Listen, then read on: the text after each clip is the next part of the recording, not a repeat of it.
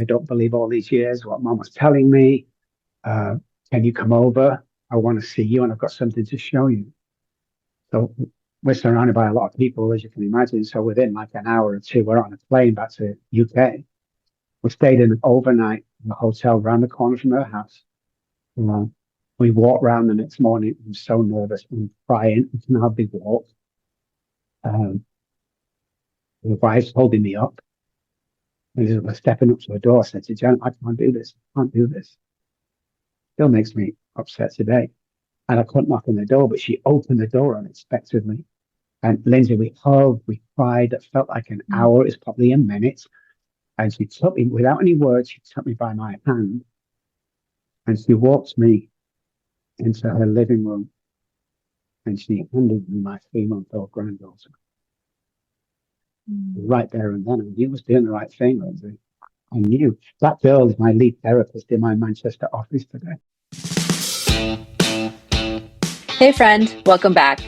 I'm Lindsie, and today's conversation is one I really want you to lean into because it's not just about fixing a behavior, it's about understanding what's underneath it.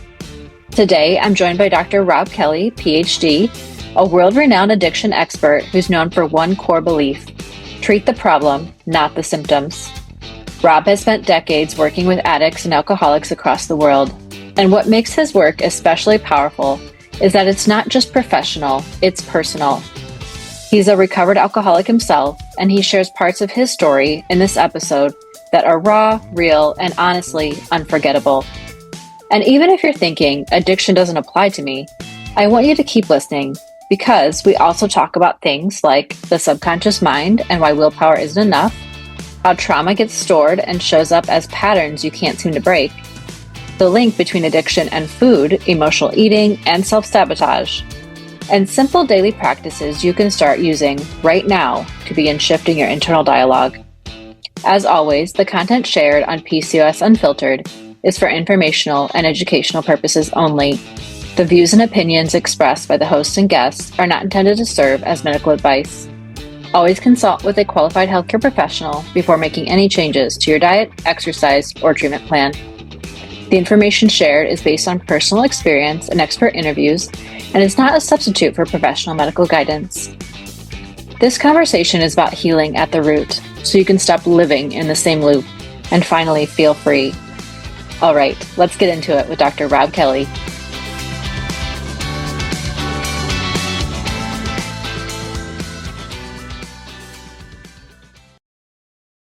Welcome to Dr. Robb Kelly. Super excited for this one. This is going to be the best one yet. Great energy. I love it. So let's just start off. I mean, what do you do? Why do you do it? What got you here? Hey guys, my name's Dr. Robb Kelly. I specialize in addiction and everything to do with psych, depression. So we have four or five offices around the world, and we specialize. We used to do alcohol and addiction only, but what we found is the program we created also cures. It's the right word I'm using, guys. Childhood trauma, depression, anxiety, PTSD. We're just getting into Alzheimer's right now, which is seeing a fantastic result from. So anything to do with the change of mind or mood that you're in, or building entrepreneurs, that's what we do. We do a program for 3 months daily, and most of it's telehealth. Why do I do it? Well, I suffered badly from alcoholism when I took my first drink at the age of 9. It didn't come to fruition until I was about 23, 24. And he took everything away from me. He took children, he took babies, he took wife, cars, houses, business, medical license. He took everything from me, and eventually ended up homeless. So after your siblings have thrown you out, mom and dad threw me out, friends, acquaintances, and then to the streets. And I remember the first night on the streets, it was cold, it was raining. I was sat in a little bus shelter. I had my vodka with me, so everything was good. But I did think to myself, where did that all go wrong? Because it crept up sneakily, and the violence and everything that goes with deep-rooted alcoholism. And I swore to myself that if I ever got off the streets, I'm going to spend the rest of my life studying the brain to find out what this disease called alcoholism is.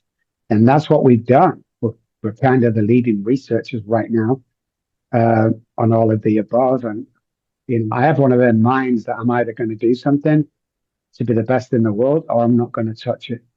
And this is the thing committed to me, that the more families we can help, the more lives we can save. That's my payment right now, even though obviously we run multi-businesses, but it's the reason why I get up every morning is, can we save a life today? That's all. It's like this podcast. I'm not going to sell anything, guys. I'm not going to do any of that. If Lindsie and I could save a life today, I'd pay it in full, man. I really am. And that's kind of my life today.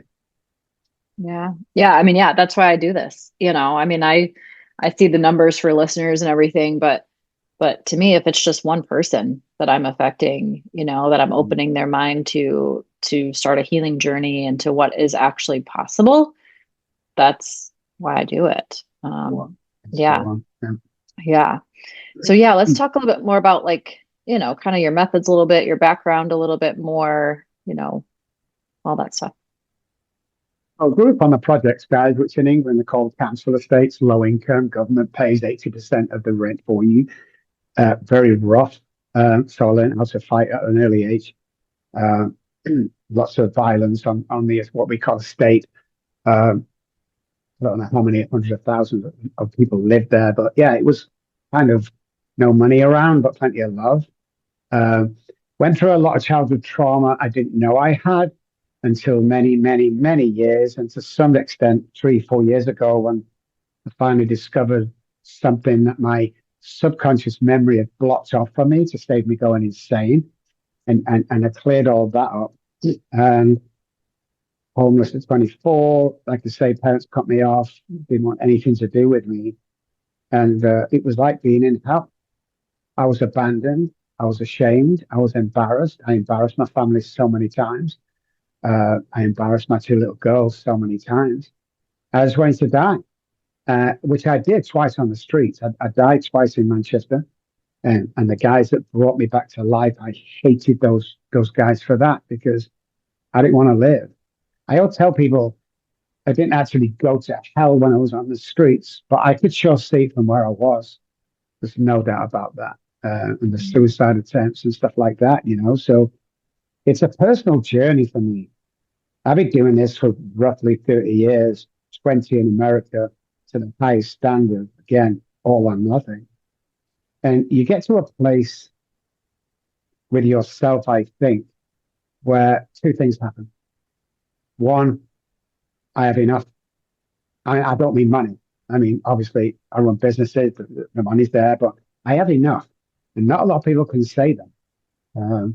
I say that to rich people. I work with movie stars and stuff like that. And I say to them all the time, I've got something you haven't got. And they go, well, I've got something, and that is enough. And they start crying. It's like, wow. And the other thing is, I've stopped caring what people think about me, and to actually do that. I don't care what he says. We do, because it hits a part where the childhood trauma picks up, or the abandonment, the shame, the remorse, the guilt, the beatings, the words, whatever your childhood trauma is. And everybody has childhood trauma, by the way. And it also affects of how we live and work and breathe today, our intimacy and all that stuff. It affects that without you even knowing. People go through life, I can't keep a job, I can't keep a girlfriend. There's a reason for that, guys. I'm not happy, I'm getting moods, nothing satisfies me. There's a reason for that. And unless you go back and clear them, we have to go and uncover, and discard of every childhood memory. So we uncover what it's about, we discover exactly what caused it, and we discard of that stuff. And once you get to that point in life, which for me, again, Lindsie, was only 3 years ago, I'm at peace. And I want this peace for everybody. I could retire today and never work again, but I want this to happen to everybody. I want things like, I got my children back. I want that to happen for everybody after 30 years. I want to tell everybody who's suffering from anxiety, depression, PTSD, addiction, you are geniuses. And once we reset that pathways and brain, you can literally do anything you want to do. Mm-hmm. what I preach and believe today. I'm Yeah. proved it. Yeah. So out of, your journey there that you mentioned, was there one moment like that was your kind of turnaround, your aha moment that changed everything? With me, it's kind of more than an aha moment because there were two people that had a huge effect in my life. So it's early hours of the morning, Sunday night, early Monday morning, and I'm on the streets. I've not shaved. I've not bathed. I've not eaten for a week or something. I'm drinking alcohol only, and it's pouring down. I'm in the middle of nowhere, Lindsie. There's only factories and office blocks where I am, part of Manchester. And I dropped down to my hands and knees, and it was going on 14, 15 months that I'd been homeless. And I started to cry like a baby. Now, the interesting fact here is I wasn't crying because I'd lost my wife, my kids, my houses. No, I was crying because the first time in my life, I realized I couldn't stop drinking. And I was sobbing. And as an atheist, I looked up to the sky and I said, this, if there's a God up there, I can't do this on my own anymore. And about 30 seconds later, this guy walked around the corner in the middle of nowhere, comes up to me, a little Bible in his hand. He says, can you help me? Okay. And no, I'm dying. Da, da. So he took me back to his house. His name was Derek. And I bathed for the first time in a year or something. I don't know. I got real food. I was in dry clothes. And he said, Rob, you can stay for as long as you want. We're going to get you back on your feet. But one condition, you have to come to these AA meetings with me. Well, I've been there for years. It didn't do anything for me. But he categorically told me, I can't have you drinking in the house, Rob. I'm a recovering alcoholic. You've got to come. So I went to the next meeting. What's the next day? Met Derek on Monday, went to the meeting on Tuesday, I think. When I got there, usual stuff. And then this guy, for about 20 minutes, he said, my name's John. I'm a recovered alcoholic. And I looked at Derek and said, what did you just say? He said he's recovered. I'm like, I'm going to punch that guy after this because I've lost everything. You can't recover from this. So, but he made sense, Lindsie, when he was talking. After the meeting, I went over to him and I said, hey, John, my name's Rob. Will you sponsor me? And he went, no. I was like, and just before the earth swallowed me up, he said, I'll be your spiritual advisor for a period of 12 weeks. So every Wednesday, I'd leave Derek's at 6. I'd get to his apartment for 7. I'd stay till 8 and I'd walk home from the every Wednesday, 12 weeks. Couldn't go up to his apartment at 2 minutes to 7. It has to be dead on 7. Halfway through conversations, mid-conversation, 1 minute to 8, he'd stand up. He'd walk me to the door. He'd bid me a good night, close the door behind me. I always thought that was weird. Did it for 12 weeks. The last day I was there, he told me things would change. I was so educated about what I was going through and what the mind was capable of doing. We studied God, we studied philosophy, we studied human behavior. Most of the stuff I use today still in my practices. So when I come home the next day, my life changed. Derek come over and he said, hey, there's a job sweeping the floor at the factory. There's a guy just resigned. Do you want a part-time job? I'm like, oh my God, yes. So it turned into a full-time job. I'm having everyone laughing and things are amazing. I'm working with people from AA and they seem to be getting well. They're happy. So after 2 weeks, I got my first pay packet. And I went to the garage and I bought him a little teddy bear and a card. And I wrote on the card, thank you, John, for introducing me to God because he, capital H, took the compulsory drink away. And Lindsie, I'm almost running back to his apartment because I can't wait to tell him what's happened in the last 2 weeks. Everything he told me was coming true, apart from the traveling to a distant country. And when I got there, I'm knocking on the door, and the neck curtains look a bit dustier, and I'm like, this is weird.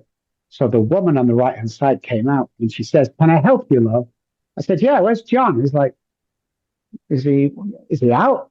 And she said, John who? I said, John, your neighbor. She went, oh, I work nighttime. That's fine. Went round to the left-hand door and knocked on his door. The guy comes to the door. What do you want? I said, where's John moved to? He said, John who? I said, John, your neighbor. What is your neighbor? That was here for 12 weeks. And he explained to me that apartment was derelict. And if I was to walk in, I would drop 3 flights to my death. And I'm like, he said, there used to be yellow tape over it. I'm like, these guys are crazy.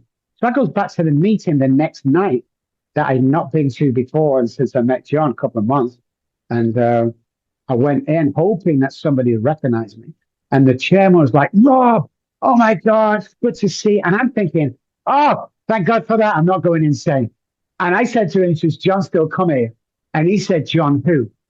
And I said, the guy, I'm over near the coffee machine. We're talking about 12 weeks. He said, Rob, we thought you were praying. You were talking to yourself. So we've never found that man. What? And when I started to get wealthy, I put the best detective agency in Manchester on the case.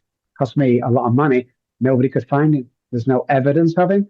But what he taught me is why I believe I'm so good at healing people. We have a 98% success rate, unheard of in this industry.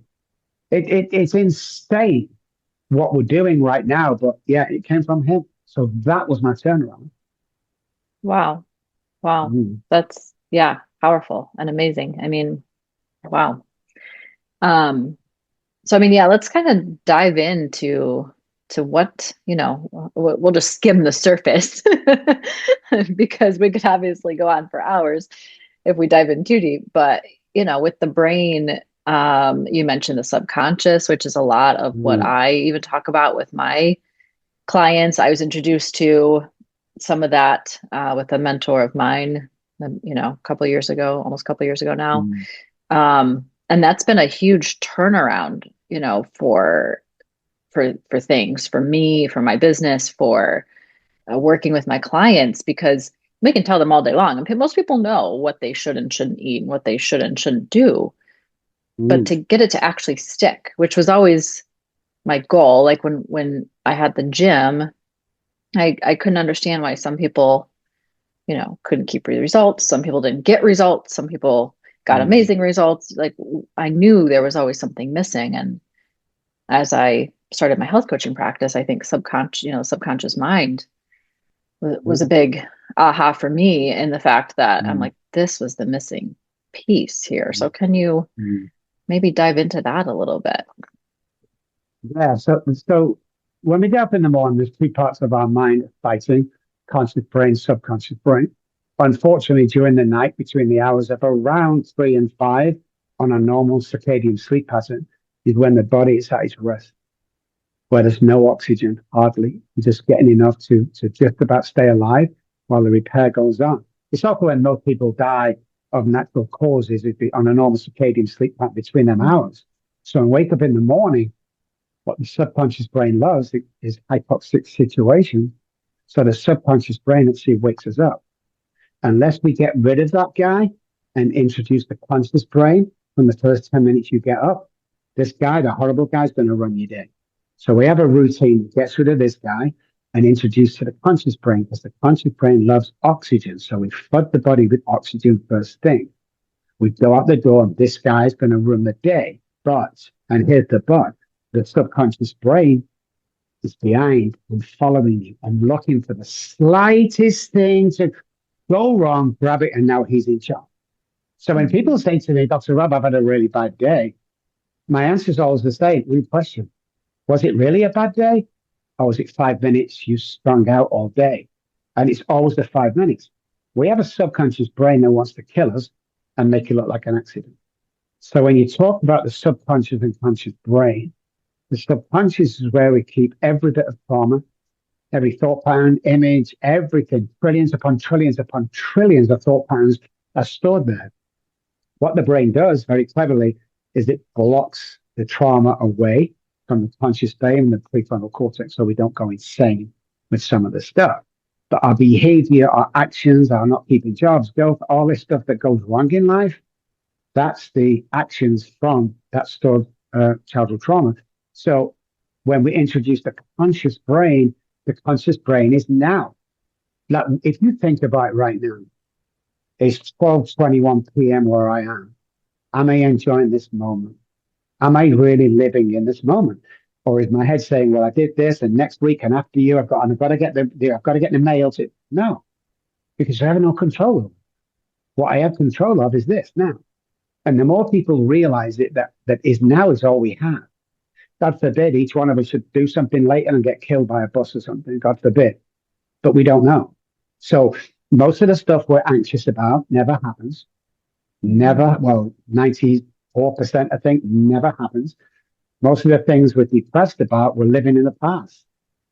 We have to go past, get rid of that stuff, bring it up to date, use that past to become our greatest asset going forward and live in the now. So when we live in the now, is what I call stood in the sunlight of the spirit. Is like nobody can touch me. Like you can't upset or insult me without my permission. I have to put a prospect on what you just said. So you're an idiot. I've got to accept that I'm an idiot. I don't do that today. So I learned this from a meeting or speaking at a meeting in California, and they flew me over and stuff. There was 1,000 people there exactly. How do we know? The fire guys were there clicking everybody in. At the end of the speech, which is about 2 hours, they said, put another 2 hours aside because everybody will come over. Everybody lines up through the door, waiting to shake your hand, say thank you. Lindsie, 999 people said it was amazing. And one person said I was too angry, I was too loud, I was too aggressive. Have a guess who I concentrated on for the next 3 months and almost relapsed? That one gal. Mm-hmm. So we have to be careful who we're surrounded by. Show me your friends, I'll show you your future. If people, well, you don't need validation. Everybody needs validation. Everybody. We don't know we're any good unless people keep telling us, and it brainwashes us that we're good, and finally we accept it. I was in Dallas for 14 years. I said something to my friends. Often I said to them, I'm thinking of writing a book. Well, they laugh. You're not an author. Don't be stupid. Stupid to come. You can't write. I never wrote a book. I came to San Antonio 4 or 5 years ago. I don't know how long it is. And I said to my new friends, I'm thinking of writing a book. But they were like, what? You've not wrote a book? Why, Rob, you need to write a book. So I wrote a book. I wrote a book because of the surroundings and people I'm with. If you're not getting validated, if you're not getting supported on a daily basis, no one's needy here.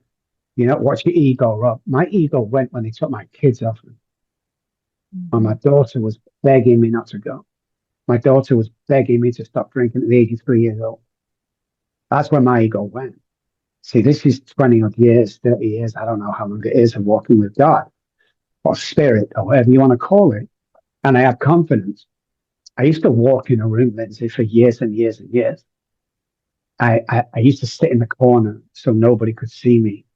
And I would spend the hour wondering who likes me. Today, I pick that door down. I walk in and wonder who I like today. You see, the roles have reversed from my old self to my new self. And it's been the best thing I've ever done. I want people to experience this. And after 30 years, your daughter gets in touch with you. How does that work? And then 4 months ago, my youngest daughter getting contact.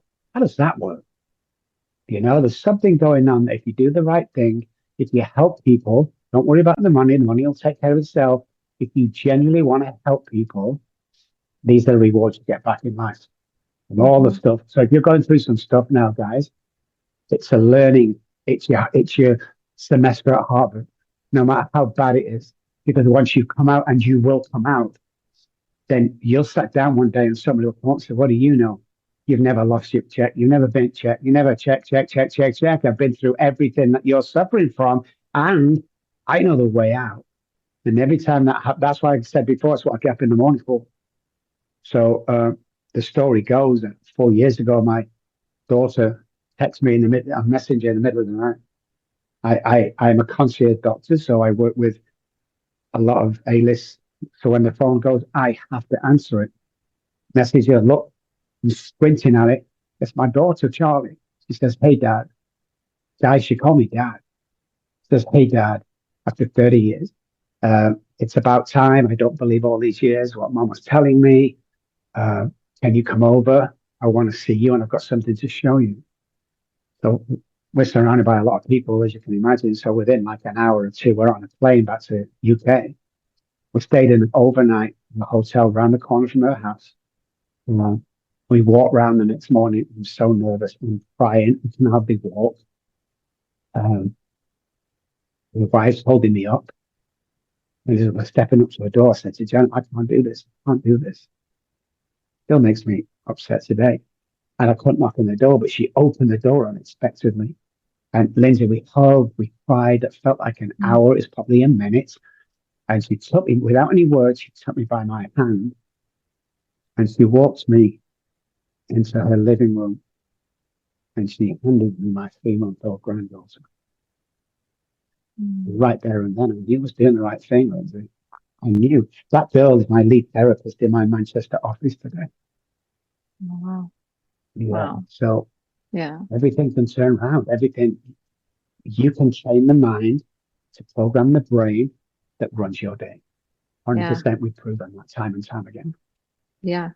Yeah, I mean, and it goes into, the stories you tell yourself too, right? I mean, if you keep telling yourself that you're going to be stuck here and you're no good and all that stuff, and that's what's going to happen. Internal dialogue is very powerful. We found that if you get up in the morning, you think you're going to have a good day, you'll have a good day. If it's bad, you'll have a bad. I mean, it's mind blowing how our internal dialogue can kill our day and kill us from what we hear from outside. That's why it's important to surround yourself with positive, good people. If you hang around with 9 depressed people, you will, because the mirroring part of the brain and the neurotransmitters, you will become depressed. So internal dialogue, like drop a pen. Oh, you idiot! You've got to stop that device. You've got to stop that, because that goes straight, we believe, in the subconscious brain, and it sits there, and it's very patient. Then you get that job offer, or that girl or guy you're going to date, and then your life's going to change. And the last minute, this guy comes forward and said, "You're an idiot. Don't go for that interview. Don't turn up for that date. You're ugly. You're fat. You're no good. You're way out of your depth. Stay where you are. Everything's going to be okay." And that's how powerful internal dialogue is. Yeah. Yeah. Yeah. I mean, and even kind of going back to your story a little bit too. I mean, I feel like there's so many pieces or elements, I guess you want to say. There is that spiritual element, of course, the physical. But there's layers, I feel like, to the brain, right? I mean, that can be affecting 100%. All of that. Yeah. Yeah. I think you need all of that we spoke about.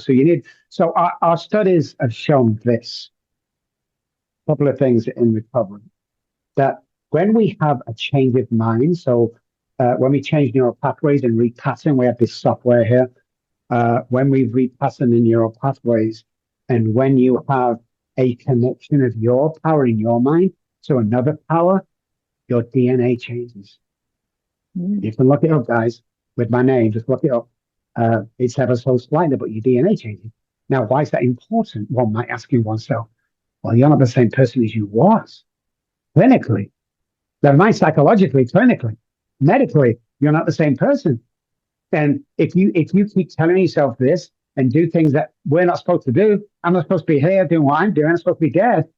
If not back in England doing nothing with my life, then it starts to happen. We can create our own future or present. We can actually create it.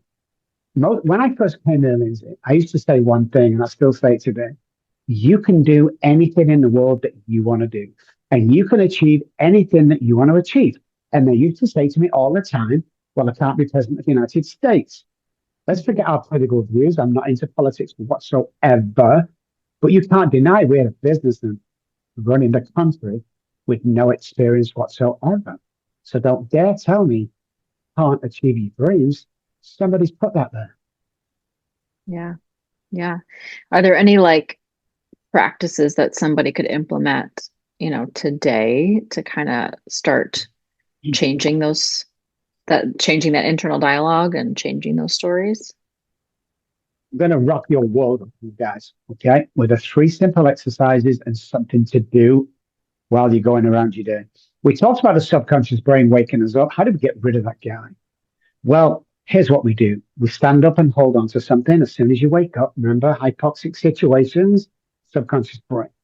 And we take 20 exaggerated breaths in and out. Now, why is this important? We're flushing the brain and every cell in our body with oxygen. We only breathe 45% of our oxygen capacity on a daily basis. We don't anymore. The reasons that you guys feel good out of running, cycling, or the gym is not the exercise. It's that in between sets. So it looks like this. Like really get it in and out. You will go dizzy. because the brain's not used to that much oxygen, but now it's alive. Now the conscious brain is alive, ready to go.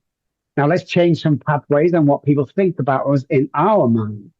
Go into the bathroom. If you brush your teeth with your right, I want you to do a week on the left, week on the right, week on the left, week on the right for a month. That's all. We're changing up them self-sabotaging, not always, pathways to another route. Little things like that we can change away from the norm. Self-sabotage lives on the norm, lives in the past, lives on bad routines that you have. The next thing I need you to do, guys, is to step 6 feet away from the mirror and say, I love you 10 times, eye to eye. Now, why do we have to stand 6 foot back? Well, it's an optical illusion with us. So when we get close, either putting our makeup on, girls, or shaving, you can see every blemish on my face. That's how I think that people see me. But when you step back, all the blemishes disappear. That's how people see us. When's the last time you went in the office, guys? Hey, Jimmy, great to... We don't do that. But that's what we think. I have a blemish spot there. Nobody cares and nobody can see it. Compliment 3 people tomorrow and wear a rubber band on your opposite watch. So if you've got a watch tonight, wear it on the left. Just wear this rubber band that you can snap. Oh, and it hurts. And every time a negative thought pattern starts, snap it. And basically what you're doing is you're resetting the central nervous system and jolting your pathways to self-sabotage. It may happen 100 times a day. You keep snapping that, you'll stay in the now. You'll stay in the conscious brain, and anything but anything is achievable. You're going to, well, I can't, says who? Well, you can't be happy every day, Dr. Robb, says who? You can't have the perfect marriage where you're laughing, and says who? Just making these rules up, because I don't like these rules based on past. So I'm going to start making my own rules up. Me and my wife dance in the bathroom every morning. The dogs are dancing with us. We throw stuff at each other. We're laughing, we're joking, we're touching each other all day long. We're living that relationship that we want, that we built. Well, that's the way marriage is. Says who? Who's making these relationship rules up for me and my wife? I'm not having your rules. You can't both be happy. You've got to have some kind of argument. Says who? With open dialogue, being honest, communicating correctly, loving, caring, protecting. There's no arguments. There's nothing to argue about, Yeah. People always want to put yourself in this box of this is how. Well, you have depression. So, the typical example, we get depressed. What's the first thing I do? We had a lady in last week and it came in, Dr. Robb, I'm so depressed. Oh my God, tears. Oh my God, Jenny, I'm so sorry about that. Oh my God. How long's it been going on? 5 years. 5 years? Oh my God, I'm so sorry. You took any medication for that? Yeah. What do you take? I said, Wellbutrin. How long have you been on Wellbutrin? About 3 years. When do you think it's going to kick in? Because it hasn't kicked in yet. But we follow these rules and regulations. Instead of rushing to the doctor to get a false serotonin, why aren't we, as human beings, asking ourselves why my serotonin is low in the first place? Because that's what it says in the medical dictionary of the United States, depression, lack of serotonin. But we don't do that. We follow the crowd and we expect to live. So life is like that. Look at me. I'm 64 years old. If we look around with all the scientists' tests and the Bible, 76-ish is what we're supposed to live to. I have 11 or 12 birthdays left. I have 11 Christmases left. I think I'm going to sit there and follow the norm. No, I'm not. I'm going to live my life to the full every single day. And to be honest with you guys, shame on you if you don't. And I know it's hard. I'm not saying there's work to be done, a lot of work to be done, but you can live in that place where your life is absolutely amazing. You really can. Mm-hmm. Well, and if you just sit there and think, well, I only have, maybe 11 Christmases left or 12 Christmases left or whatever, then yeah, I mean, that's how it's going to be, right? I mean, yeah. You've got to get up and go. Yeah. You've got to change the dialogue every day. You've got to do things. I always say, do things we're not supposed to do. What does that mean? If you weigh 350 pounds like me, I weigh 205 now, lose the weight. If you want a job, plan for the job. If you want a car, it's 100% now you can start planning. Don't wait till 1st of January. No, what's the 1st of January? It's another excuse. I had a girl in today this morning. She's starting a healthy eating today. Not the 1st of January, now she's starting. It's like, got to do it now, guys. Don't. Yeah. There's a 7.3 rule that we stick to. And that 7.3 second rule is when you can change pathways to the good away from bad. So if I'm sat on the couch tonight watching TV, I got a big drink of Coke. I don't drink it, and chips. I don't eat them either. But let's say I did. My belly's out a little bit, and what my wife's there and looking at the TV, and all Schwarzenegger comes on, and I say to my wife, "Hey, thinking of going to the gym tomorrow? I ain't going to the gym tomorrow. I know it. She knows it. The dogs know it, and the cat's walking past going, yeah, right, dude. I'm not going to go." But in that 7.3 second time frame, if I get up, walk to the bedroom, get my sneakers and stuff, and put that near the door where I'm going out, or in the car, there's a better chance of me going. Yeah. Yeah. I talk about that. Actually, my book just came out. But I do talk about that with throughout the book as well, because putting your running, whatever, your workout gear out the night before, packing your bag, there's so many things that you could do just to and even sometimes maybe it doesn't happen, but maybe doing that for a week or so of just waking up and seeing your workout gear in the morning. And okay, you didn't make it out that day, but that might be the first step just to start, changing the mind and changing the routine and breaking that pattern from just getting up and grabbing the coffee and, starting your day. So, yeah. I do want to talk more about the addiction piece, because in my world, it's addiction to food. There's the emotional eating side, even the physical hungers themselves, we're not craving the right stuff, because we've been feeding our bodies the wrong stuff for so long. It doesn't understand that. Wow, what a conversation. If something he shared hit you in the chest a little, whether it was his story, the way he described the subconscious mind, or the idea of smashing the box, I just want to say, you're not alone, and there is nothing wrong with you for struggling. One of my biggest takeaways from today is this: it's not about the thing, not the food, not the alcohol, not the habit. It's about what your nervous system learned to do to survive. And the good news is, those patterns can be rewired. I want to thank Dr. Robb Kelly for joining me today. And if you want to connect with him, you can find him at robbkelly.com. I'll also link everything in the show notes so it's easy for you. And as he mentioned, something really generous, he's offering a limited number of signed book copies to listeners.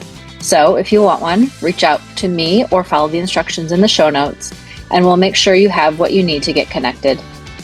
If you love this episode, take a screenshot, share it to your stories, and tag me so I can thank you and cheer you on. And if you're listening on Apple Podcasts, leaving a quick review helps more people find these conversations, especially the ones who need them most. As always, friend, your body is not betraying you, it's communicating with you. And you don't have to white knuckle your way to healing. I'm sending you so much love, and I'll see you on the next episode of PCOS Unfiltered. Nourish, Heal, Thrive.